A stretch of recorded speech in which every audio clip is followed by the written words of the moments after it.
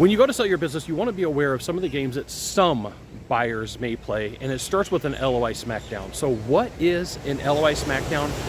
What do you need to know about it, and how can you prepare yourself? This is a fantastic question. I'm Scott Sylvan, coming to you live from Tahiti. I'm in Tahiti on a perfect day to talk about exit strategies, LOIs, and LOI Smackdowns, and a fantastic day to talk about you. I should get the E Orona out of the way, because that's what they say here for hello.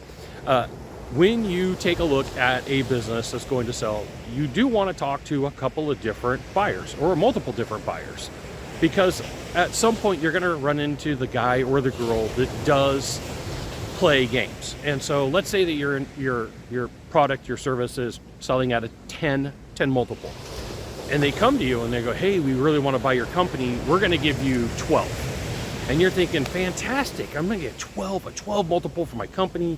I'm going to go spend time in Tahiti. I'm going to live the barefoot lifestyle. But no, as you start digging into the LOI, they nitpick it. There's a ding here, there's a dent here, there's a double dent here, there's a triple dent. And then all of a sudden you went from a 12 multiple to an 8. And then you get into due diligence even further, and it's like, now they're at a 7. They never really had the intent to give you the high multiple. They never really wanted to give you the high multiple. They just wanted to start the conversation to see if they could get your business. And so you want to be aware that this LOI Smackdown or this LOI Beatdown is something that happens and can cause you problems if nobody tells you. So there's an inoculation. There's a way for you to make this not happen. There's a way for you to stop this process. And what it is it comes to your conversations when you get to the beginning of a deal and you say, hey, listen, we're going to have this conversation and we're going to be straight up with you, and the way that we're going to talk and the way that we're going to do things is on the up and up. And if the only reason that you want to have conversations with us is to start this multiple way up here at the top, only to beat it down, and give us the LOI Smackdown, we're not necessarily interested. It's not something that we want to do. We're not going to get locked up in an LOI for 60, 90, 120 days. So under what circumstances would this multiple change? Under what circumstances are you going to say, hey, we're going to start taking parts and pieces and dings and dents your deal?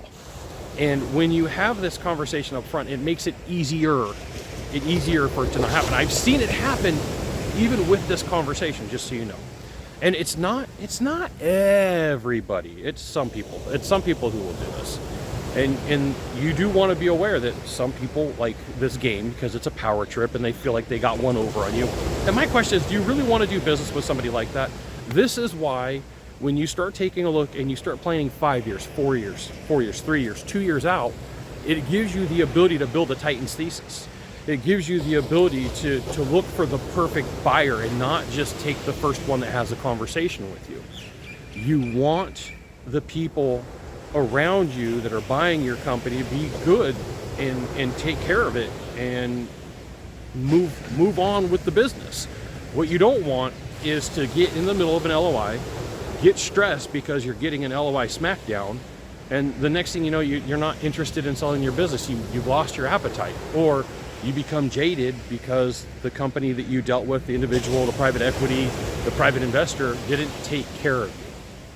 So a good M&A advisor, a good consultant is going to have a conversation with you and say, hey, listen, what you need to know is occasionally, this doesn't happen all the time, occasionally there's going to be people who come in and they want to sneak and peek at the books, and they want to have a conversation with you. They want to see how much advantage they could take of a situation. There's like a whole checklist of things, and it could be one of them or it could be all of them. And then the next thing you know, you're like, hey, this deal isn't for me anymore.